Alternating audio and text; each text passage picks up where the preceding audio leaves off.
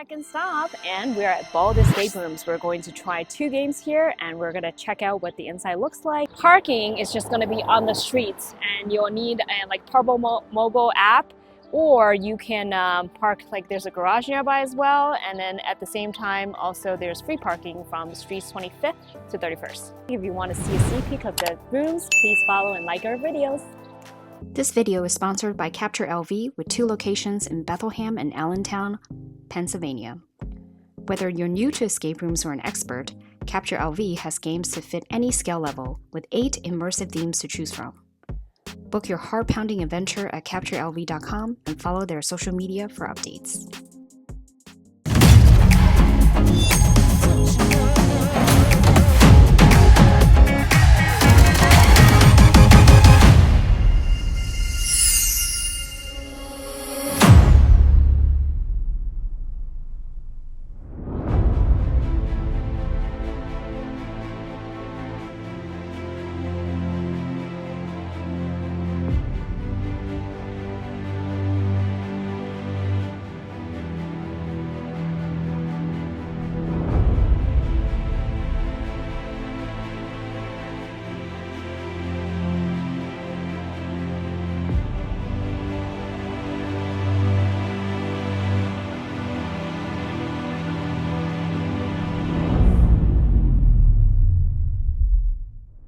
What's going on, everybody? Second stop in Pittsburgh, and we're at Bold Escape Rooms, and it's Brandon from ESCAPETHEROOMers. And I'd like to introduce you to Scott. How are you, Scott? I'm good. How to see you? Good. Scott is the owner, and we are playing 2 games here out of the 3 that they currently have available.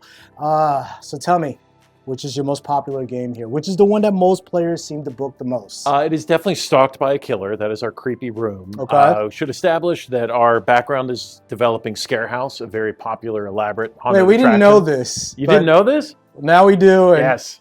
okay. Anxiety kicking in. Yes, yes. So we wanted to bring that Scare House spirit, not to the entire place. I mean, Bold Escape Rooms has the same level of detail and immersion and theme park nerdiness that Scare House does. But we only have one room that is designed to be kind of creepy, fun, scary, and that's Stalked by a Killer, and it's also our most popular room.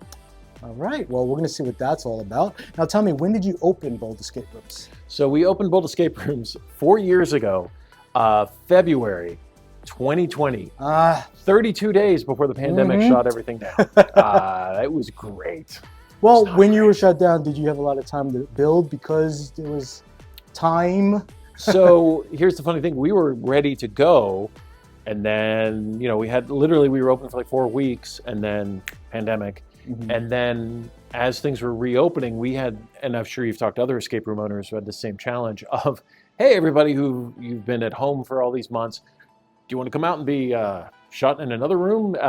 So it was a challenge, but a lot of the stuff that we've done, you know, we took advantage of that time off to sort of plan the next phase. So yeah, over the last 4 years, there's been a lot of changes in this space, redevelopment, experimenting, playing around.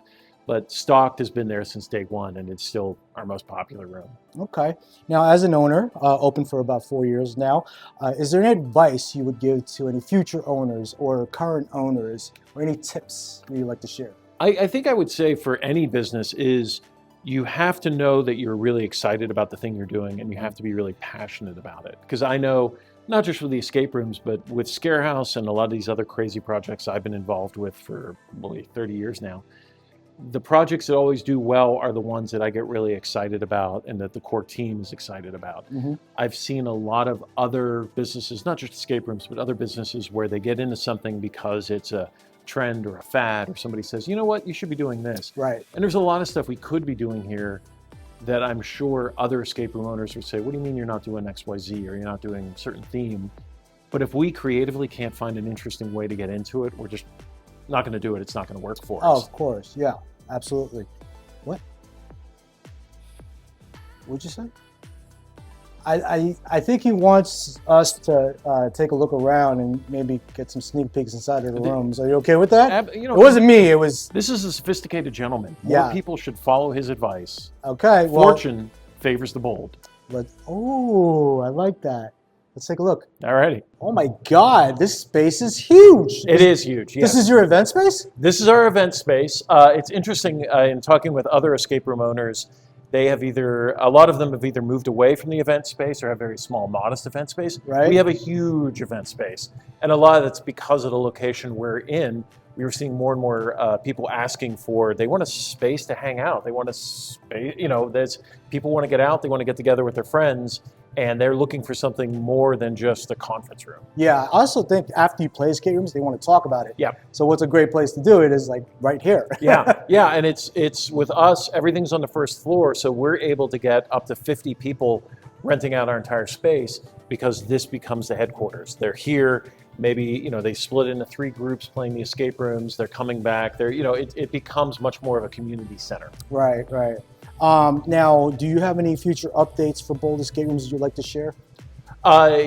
Yes, we have future updates. Would I like to share them? No. But yeah, we have a lot of ideas we want to do. This whole space has been fun for us because it's kind of not only experiential, but it's experimental for us. Mm-hmm. If you try to track the history of everything we've done in here for the last few years, it keeps changing. It's not just, it's escape rooms. It's like, well, let's try this over here. Let's try this over here. So we have certain attractions and certain escape rooms that have been here since the beginning, but I really enjoy having these other little spaces to sort of try weird, quirky stuff. Yeah, absolutely. Wait, are we still in the event space? Is this still, where are we now? This is part of the event space. It's also part of the transitional space between the escape rooms, the event space, and the restrooms. Not the most exciting thing. But, I'm a big theme park nerd, so I really wanted to try to create an immersive environment. Mm-hmm. And also a huge fan of Sleep No More, the McKittrick. Big fan of just creating all these weird little nooks and crannies. Mm-hmm. And the way this whole place is laid out is it's not just the escape rooms, but the experience starts right when you come in the door. And we want you to have that sense of this whole place is designed with all these weird little nooks and crannies and things. There's nothing really happening here other than just a transitional space from this room to the next. Mm-hmm. But as a designer, I love to have that sense of hallways and corners and what's around the corner, so you get to explore the space even before you go into the escape rooms. I mean, it's a mystery. You're walking on hallways are mysterious. Yes. So they're meant to be like that. Exactly.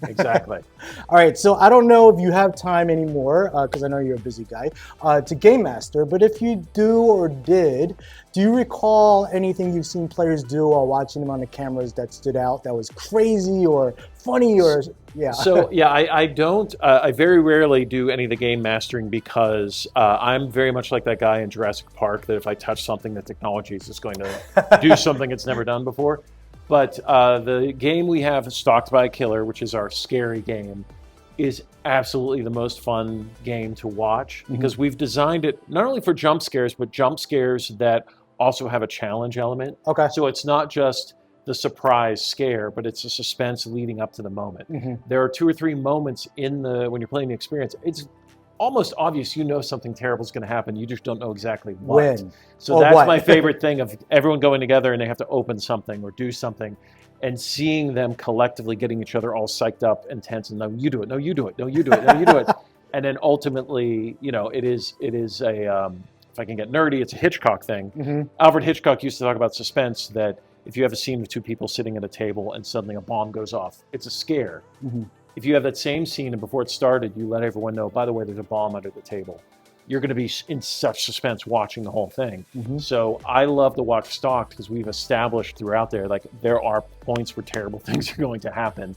And it's just that group reaction of watching that is delightful. And then hearing them scream, which echoes throughout this whole place. Is just that I can imagine. And guys, we haven't gotten in there yet, but he's already building my anxiety. Yeah. So I'm good at that. Job. It's my thing. It's what I do.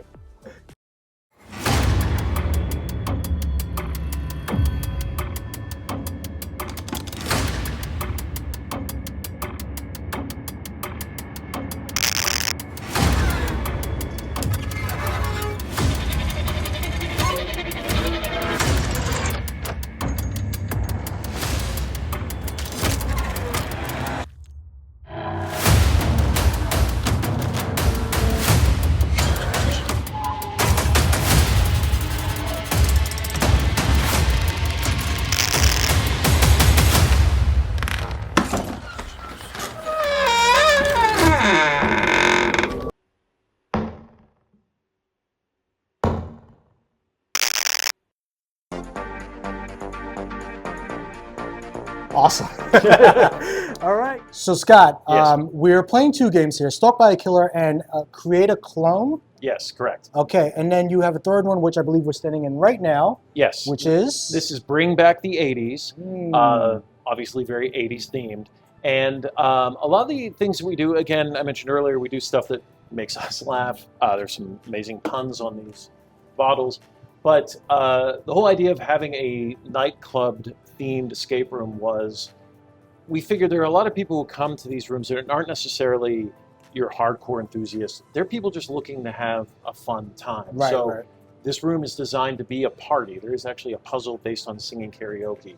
It's playing that vibe, but it's also a thing for us to pay respects to, back in the 80s, this area of Pittsburgh, the Strip District, had some pretty bumpin' nightclubs. So we sort of thought, well, that'd be a kind of a fun thing. Right. And the premise in here is basically you're breaking into a nightclub.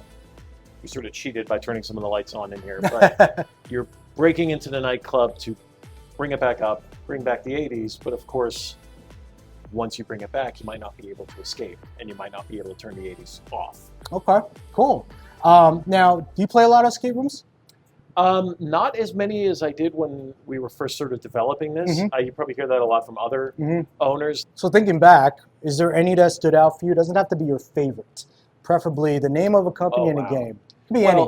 Well, I mean, I hate to, you probably hear this a lot, but boy, 13th Gate out in Baton Rouge is the Graceland of escape rooms. And it's, Which one?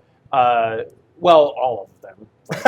And I mean, I would say Cutthroat? this. Usually Cutthroat is the one that most people... And I will say that Dwayne Sandburn, who runs that, I've been friends with him for a long time from the Haunted House. And it's just, it's the most, and it's so funny because as we're getting in this business, so many people were talking about the escape rooms and then sort of saying, oh, I think there's a haunted house there. I'm like, no, you need to understand that within the haunted house community, his haunted house is to haunters. It's at the same level of the escape rooms. Right. So like there are people who come from all over the world just to see the haunted house. There are people who come from all around the world just to see the escape rooms. Like he's at the top of his industry, both industries under one roof, and it's incredible. And he's also annoyingly humble and down to earth. It just drives me crazy. But his stuff, it is worth the trip in the fall to go out there and just live that experience in Baton Rouge. Definitely lives up to the hype. We always get 13th Gate as a shout out. And yeah, if you have a chance, go check them out. Yep. Now, we want to get to know you a little bit better, but I feel like I already have gotten to know you pretty well during this interview. What is something that most people don't know about you? Like a hidden talent, a hobby, something you'd like to share? Hidden talent, boy, I don't know about that. Does being able to ramble for hours at a time on obscure 80s and 70s movies count? Because if you need like a 4-hour diatribe about the Planet of the Apes movies, Are you saying I can you're a start trivia right king? now. Like you're... No, I'm not a trivia king. I'm a huge nerd. Okay. Because like trivia would mean that I actually know things about things that actually matter. No. I am definitely it could be useless knowledge of just random... I am the typical Gen X kid who grew up as an indoor kid. What are sports? That daylight is scary. Who just got cable and was watching a lot of movies. So like so much of the stuff we do is so referenced by just my encyclopedic knowledge of movies, and rarely modern movies, I'll admit. Like a lot of times I'm pulling up these references, and a lot of our designers, they know that once they start doing the work, they're going to get a homework list of here's this obscure movie. By the way, this one's not on. It's not streaming anywhere. You're gonna have to go to this YouTube link. Oh, you're gonna borrow my Blu-ray, but take it back. But I think that's so much fun to. I think a thing that I try to do with all the stuff we do is, I mean, movies are obviously the big draw, but I really enjoy putting together a whole bunch of disparate elements and sort of mashing them up. And I think that's something that I see in other escape rooms, with other haunted houses, and really other immersive experiences. Is sometimes when I go to them, I can tell they have a very narrow field of what they're pulling from. Whereas with us, almost to a fault, there's like 30 different things that are informing every little bit and piece of that experience. Yeah. Well, hey, Definitely shows in your work, though. Yeah, we you like to live, think so. you live what you do. You love what you do, and it shows. Thank you. Appreciate that. Well, hey, thank you so much for having us. Cheers. Cheers. Really appreciate it. Hey, guys, check out our website, escapetheroomers.com, so you know what we thought of the two games that we're playing here today, which is Stalked by a Killer and Creating a Clone. Create a clone. Create a clone, just one. Yes. And also, do not forget to like and subscribe our YouTube channel, because we're having conversations with the owners, the managers, the creative minds behind some of these cool escape rooms with awesome set designs and narratives and storytelling capabilities. And also, you'll know what to expect when you get here. The lobby, the parking lot situation, and yeah, you won't want to miss out. Nope.